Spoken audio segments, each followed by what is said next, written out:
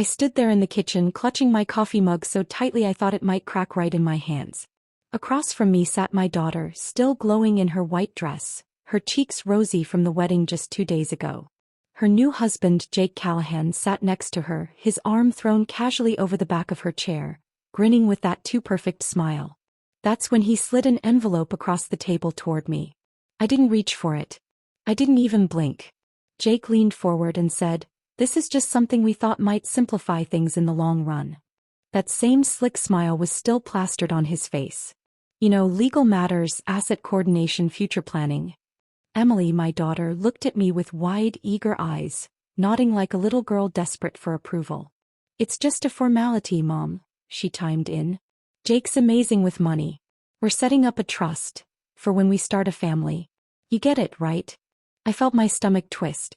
The envelope was thick, stuffed with yellow legal paper, clipped together and notarized. Worst of all, my name was printed right there on the front. Jake stood up, gathering his plate like nothing strange had just happened, and added, "Take a look when you get a chance.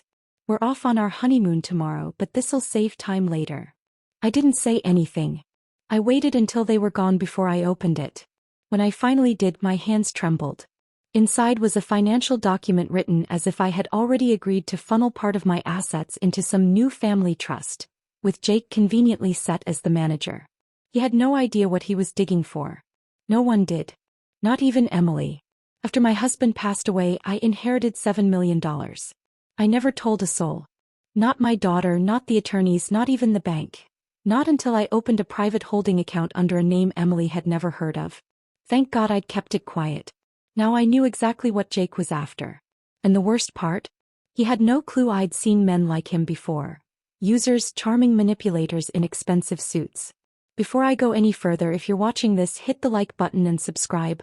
It helps more folks hear stories like mine. Now, I didn't plan to just turn down the contract. I was going to test him. 3 days from then, I was already planning to set a trap. A fake transfer. That was the bait. The moment he tried to move what he thought was part of my inheritance, I'd be watching. But before I even set the plan in motion, there was a knock at the door. It was 9 in the morning. And when I opened it, it wasn't Jake. It was his lawyer. In his hand was yet another document, this one labeled, "Emergency Addendum," and my daughter's signature was already on it. Seeing that man standing on my porch shook me more than I'd like to admit. He looked barely out of college, late 20s maybe, dressed far too polished for his age. A briefcase in one hand, the other outstretched like this was just some friendly business call. "Mrs. Brooks?" he asked. I nodded but didn't trust myself to speak. "My name's Noah Bennett. I represent Jake Callahan and Emily Callahan regarding a time-sensitive financial agreement." I stayed right there in the doorway. "My daughter's name is Emily Brooks," I said flat. "She didn't change it." He blinked but quickly recovered. "Of course, my mistake. May I come in? This won't take long." I hesitated. Every part of me wanted to slam that door shut. But my curiosity, and something sharper, maybe a need to know just how far they were willing to go, made me step aside. He walked in like the place belonged to him and set his briefcase on the dining table, the same table where Emily used to do her homework. He opened it and pulled out a shiny set of documents. "This contract," he began smoothly, "is what we're calling a precaution. Jake and Emily are combining their finances. Naturally, this includes any close family assets that could strengthen the trust." I didn't sit down. I stayed across the room, arms crossed, watching him carefully. He didn't flinch. "Emily signed this yesterday morning before they left for their honeymoon," he continued. "Jake asked that you sign it by the end of the week so everything's in order before they return." I raised an eyebrow. "Before they get back?" "Yes, it's really just to formalize the family financial structure," he said. "Skip the sugarcoating," I told him. "Show me the part about the money." He hesitated, then spun the contract around and pointed at the page. Section 7.2, Parental Estate Disclosures and Pre-Inheritance Trust Planning. In plain terms, they wanted me to list any major assets or upcoming funds, so they could be factored into the trust distribution. Basically, they were fishing to see if I was hiding anything. I nearly laughed out loud. They wanted my $7 million. I looked at the dotted line just above the space for my name. Sure enough, there was Emily's signature, rushed and messy, like she hadn't even read a word. Noah gently closed the folder and said, "This is to protect everyone, ma'am. In today's economy, solid planning is crucial." "Did Emily actually read any of this?" I asked. He gave me a tight, professional smile. "They're young. They trust each other." Wrong answer. I stepped forward and pressed my palms flat on the table. "Tell Jake he'll have to wait. I don't sign anything without my own legal team reviewing it first." He blinked just once, caught off guard, but quickly nodded. "I understand." "When can they expect a response?" the lawyer asked. I met his eyes and said, "You'll get it when I decide it's time." He gave a small nod, packed his things and left. Polite, but I could tell he wasn't thrilled. The moment the door clicked shut, I let out a breath I hadn't realized I'd been holding. So it had begun. They were circling now. Jake was onto something, or at least had a hunch. Maybe Emily had let something slip. Not the whole story, just enough to light a fire. Maybe she'd said, "Mom's doing fine," or "She's been private about money since Dad passed." It wouldn't take much to spark a man like him into action. I didn't blame Emily. He was in love. She'd always been the trusting type. And after losing her father, she'd clung to Jake like he was the only solid thing left. I'd seen it coming and watched helplessly, knowing any warning from me would fall on deaf ears. But now, this wasn't just love. It was strategy.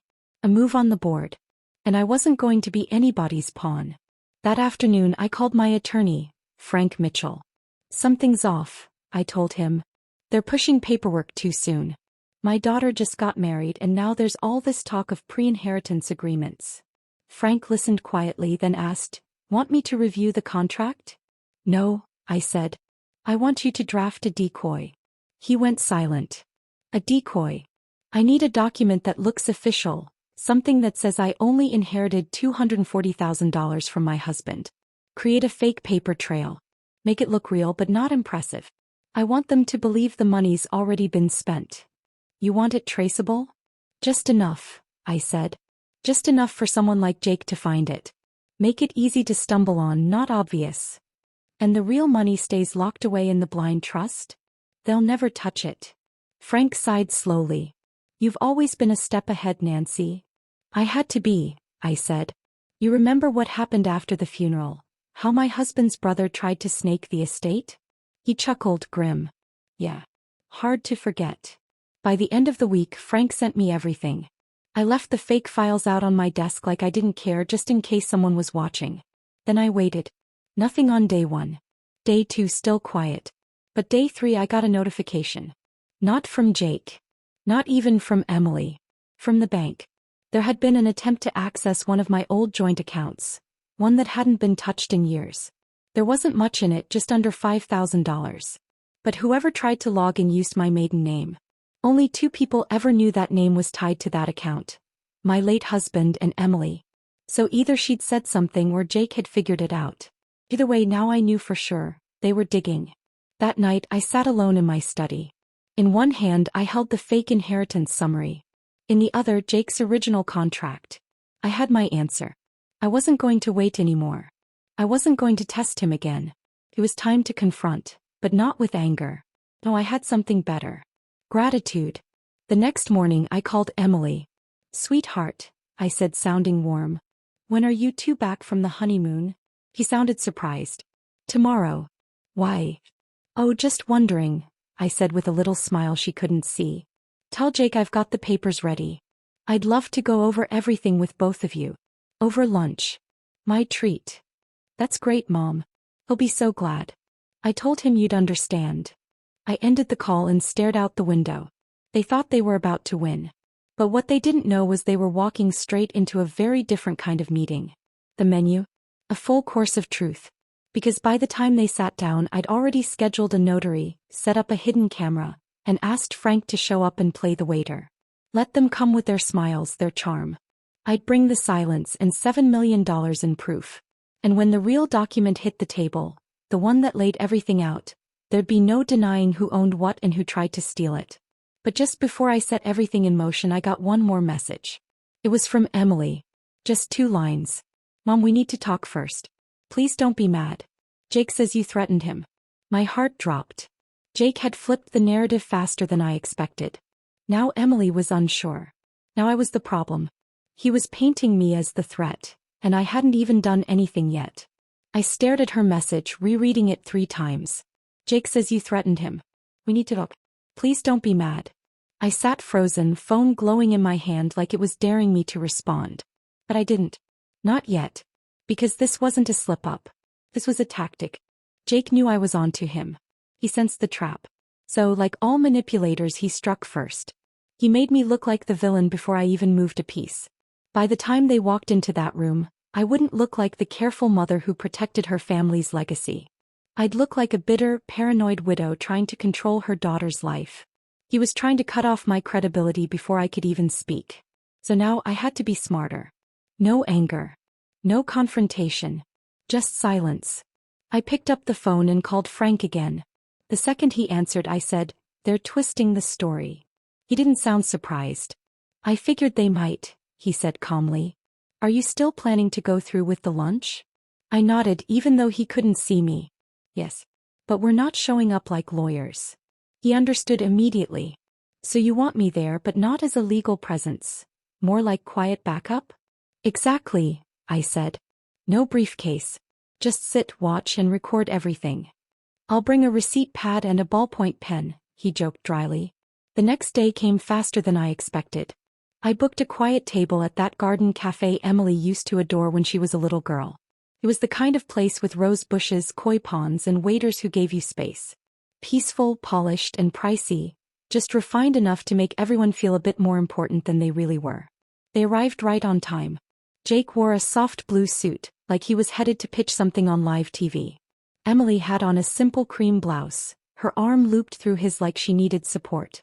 I saw the hesitation in her eyes before she even sat down. "Hi, Mom," she said gently.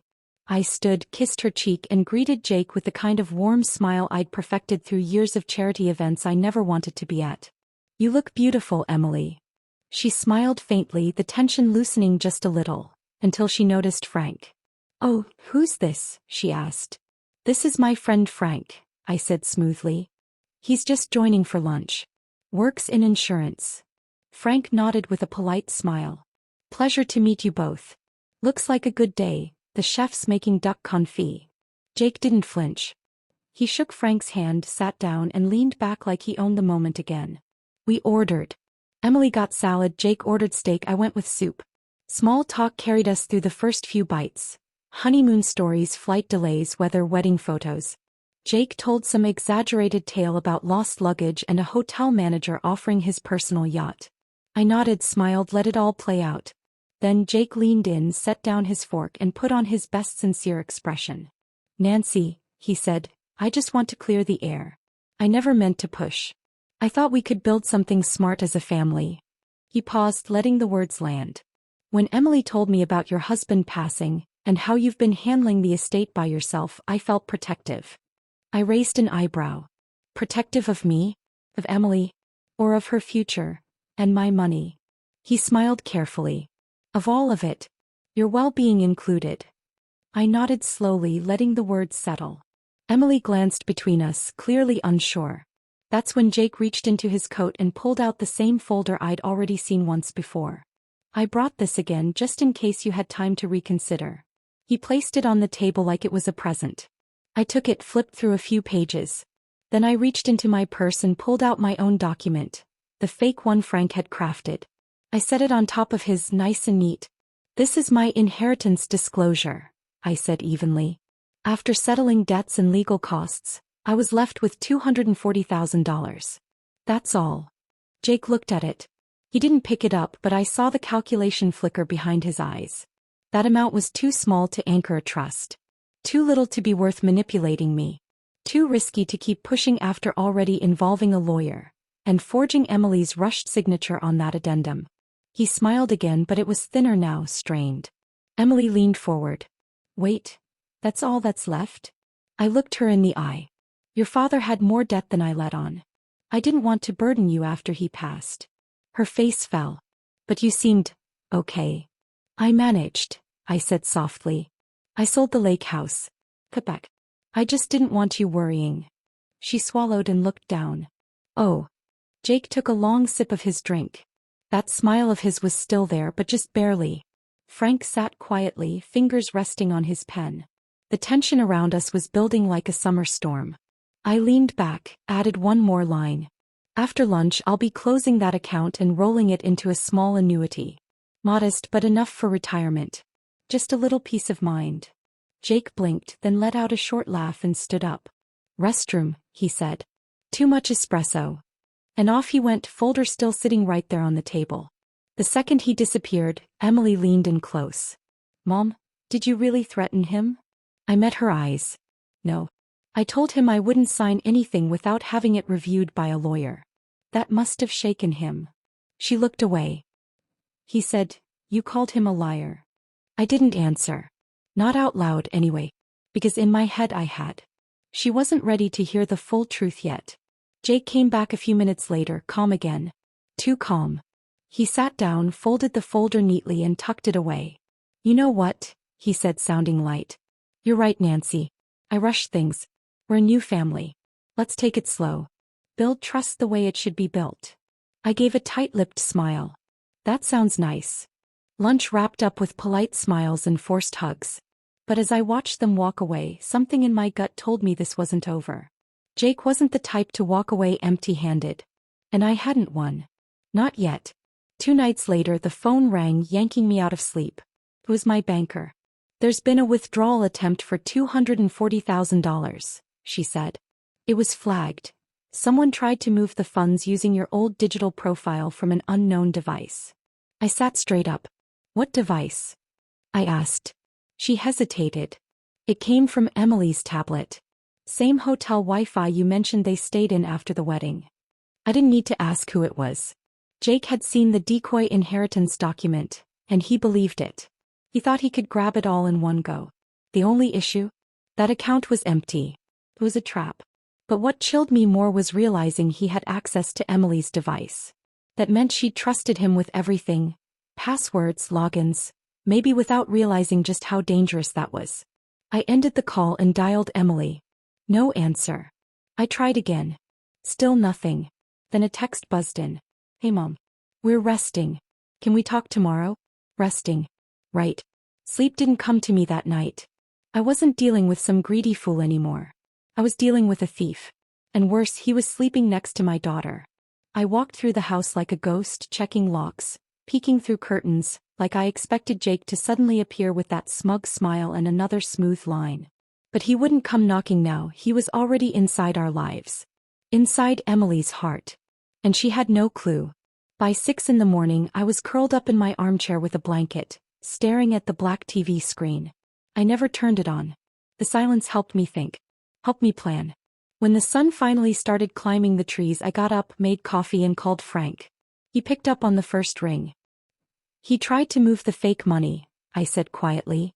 Used Emily's tablet. Frank didn't even sound surprised. He's bolder than I thought. Or maybe just stupid. Or both. I rubbed my forehead. I need proof. A digital trail. Something that shows it wasn't me logging in. Can you do that? Already working on it, he said.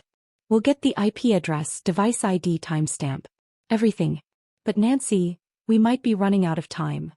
I know, I whispered. I hung up and stared into my coffee. This wasn't about the money anymore. It was about control. About saving my daughter from someone who would drain her dry and leave her with nothing. Later that morning I sent Emily a message. Come to the house. Alone. No Jake.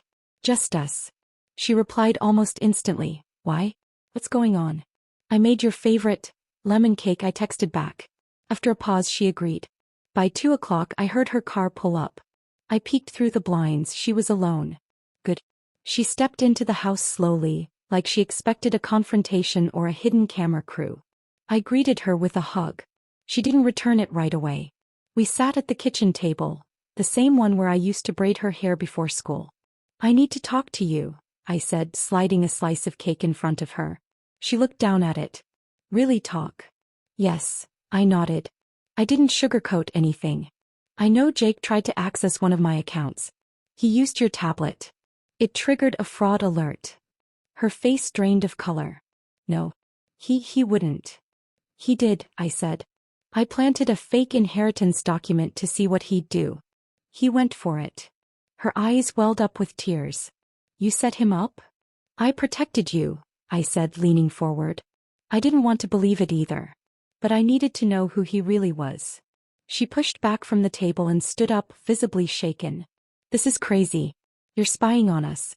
Manipulating me. I'm trying to stop you from getting robbed, Emily. He loves me, she snapped. Then ask him, I said. Ask him why he opened your tablet. Ask him what he was after. She turned away. He told me you hate him. That you're paranoid. Because I see him for what he is. She grabbed her purse, eyes red now. I can't do this. I need space.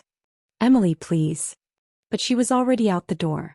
I followed her to the porch, but all I could do was watch the dust kick up behind her car as she drove off. I walked back inside, heart pounding, sat down and let the tears come. I hadn't cried in years. But that day I couldn't stop. The phone rang. It was Frank. I got the data, he said. It was him. I've got everything we need. IP location, time. I can put it into a full report. Good, I said softly, my voice barely there. Not that it'll matter if Emily hates me.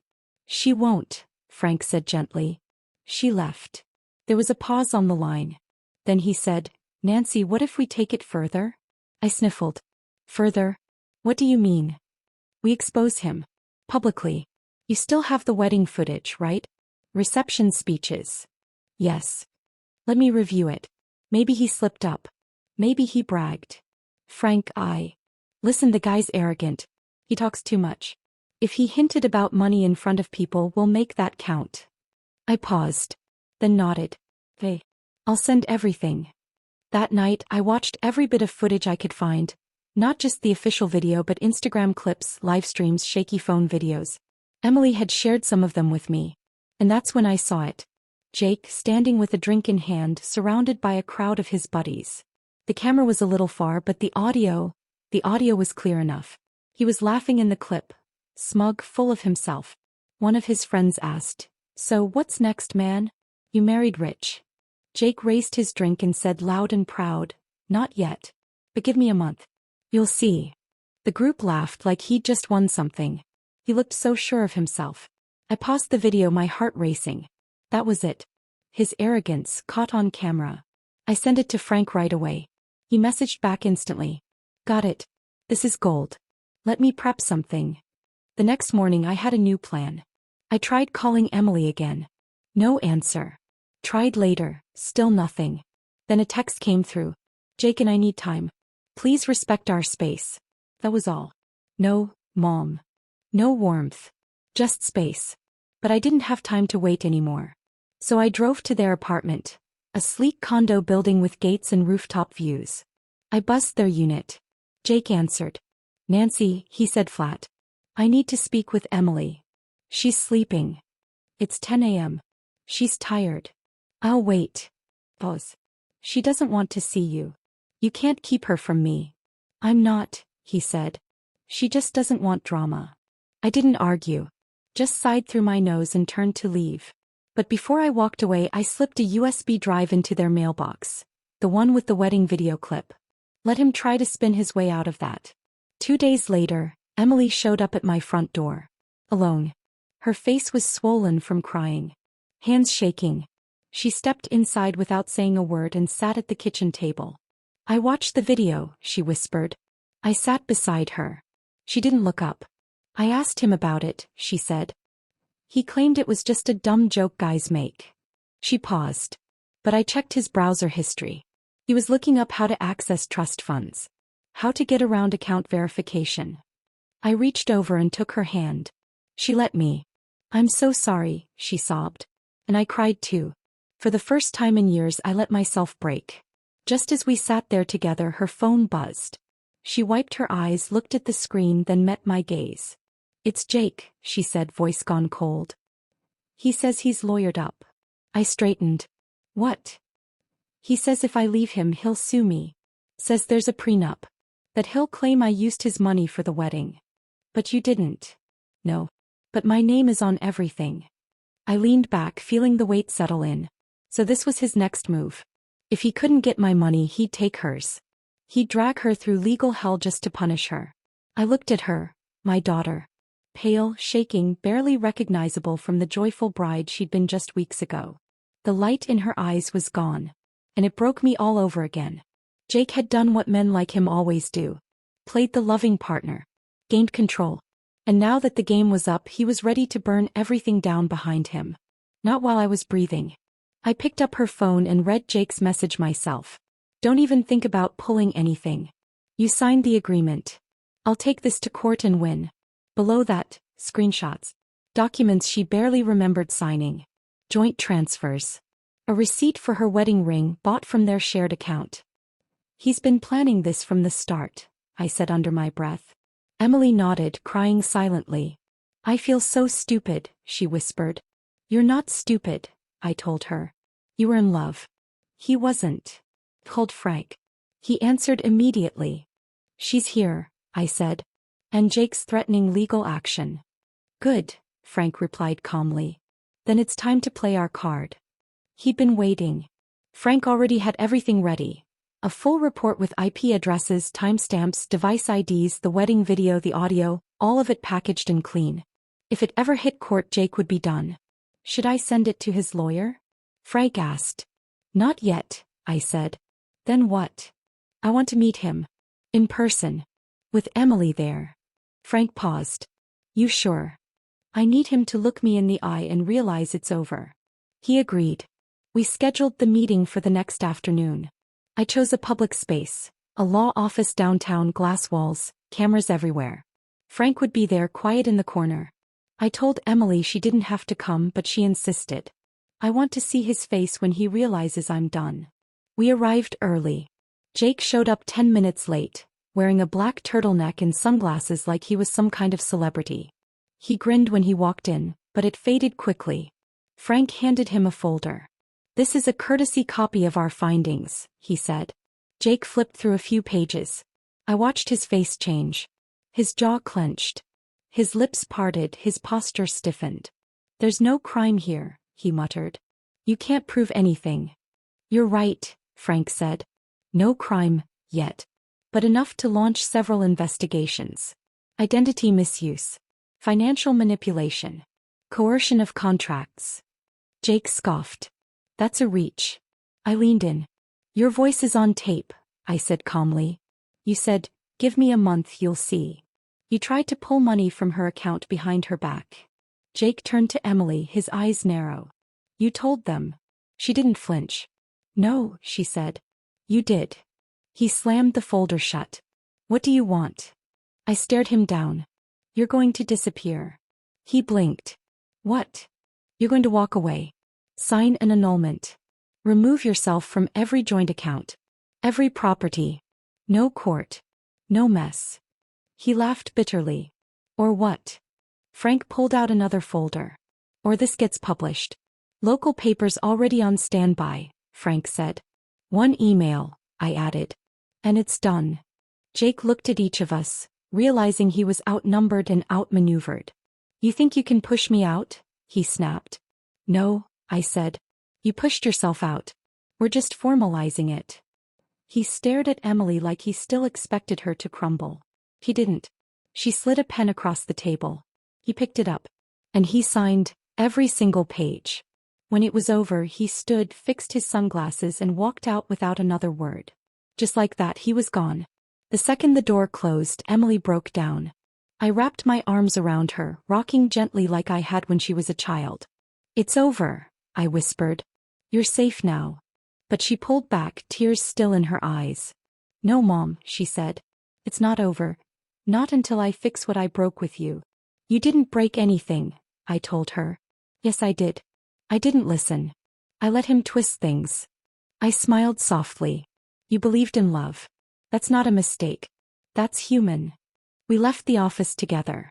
The sun was going down, stretching long shadows across the sidewalk. That night we made dinner.